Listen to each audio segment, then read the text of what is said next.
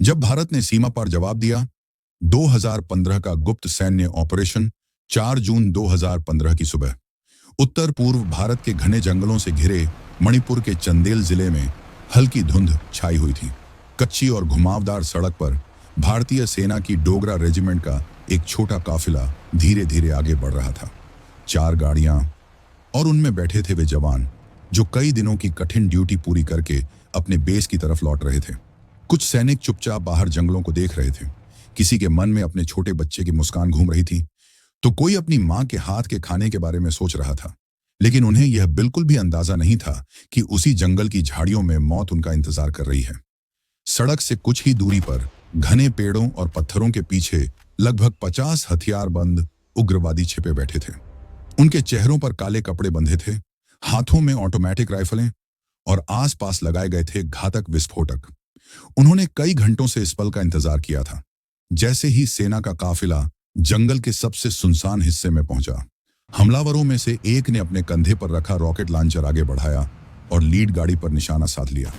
उसी समय सड़क पर अचानक एक तेज धमाका हुआ। एक शक्तिशाली विस्फोट ने सामने चल रहे ट्रक को हवा में उछाल दिया। अगले ही सेकंड जंगल गोलियों की आवाज से गूंज उठा। चारों तरफ से फायरिंग शुरू हो चुकी थी। सैकड़ों गोलियां वाहनों पर बरसने लगी। हमले की यह योजना बहुत सोच समझकर बनाई गई थी, लेकिन कुछ ही मिनटों में सब कुछ खत्म हो गया। जब गोलियों की आवाज बंद हुई तो कई भारतीय सैनिक वीरगति प्राप्त कर चुके थे। हमलावर तुरंत जंगल के रास्ते भाग निकले और सीमा पार म्यांमार की तरफ चले गए। उन्हें लगा कि हमेशा की तरह वे बच निकलेंगे, लेकिन इस बार कहानी अलग होने वाली थी। इस घटना की खबर कुछ ही घंटों में दिल्ली पहुंच गई। देश भर में गुस्सा था। सरकार और सेना दोनों जानते थे कि यह सिर्फ एक हमला नहीं था, यह भारत को खुली चुनौती थी। इसीलिए तुरंत एक उच्च स्तरीय बैठक बुलाई गई। बैठक में देश की सुरक्षा से जुड़े सबसे बड़े अधिकारी मौजूद थे। चर्चा का मुख्य सवाल था, क्या जवाब दिया जाए, क्योंकि हमलावर अब भारतीय सीमा में नहीं थे, वे म्यांमार के अंदर छिपे हुए थे। काफी विचार विमर्श के बाद एक निर्णय लिया गया।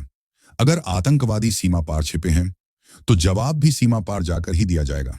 लेकिन यह मिशन बेहद खतरनाक था। गलती की कोई गुंजाइश नहीं थी।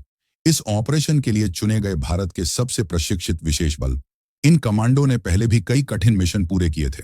उनका लक्ष्य था दुश्मन के कैंप को ढूंढना और हमला करके तुरंत वापस लौटाना। मिशन को पूरी तरह गुप्त रखा गया। कमांडो रात के अंधेरे में सीमा की तरफ बढ़े।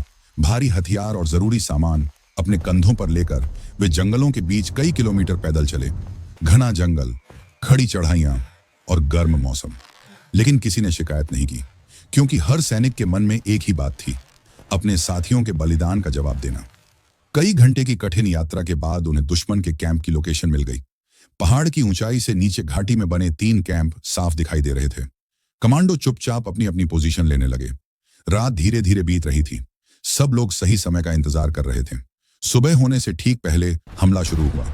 कुछ ही सेकंड में रॉकेट और ग्रेनेड दुश्मन के पहरेदार ठिकानों पर गिरे। इसके बाद शुरू हुई तेज और सटीक फायरिंग। कमांडो पूरी तरह प्रशिक्षित थे। हर गोली निशाने पर जा रही थी। दुश्मन को संभलने का मौका तक नहीं मिला। करीब 40 मिनट तक मुठभेड़ चली। जब सब शांत हुआ तो कई उग्रवादी मारे जा चुके थे और उनके कैंप नष्ट हो चुके थे। मिशन का सबसे अहम हिस्सा अभी बाकी था, सुरक्षित वापसी। कमांडो तुरंत इलाके से निकल गए और उसी रास्ते वापस लौटे। कुछ घंटों बाद वे भारतीय सीमा में पहुंच चुके थे। मिशन पूरी तरह सफल रहा।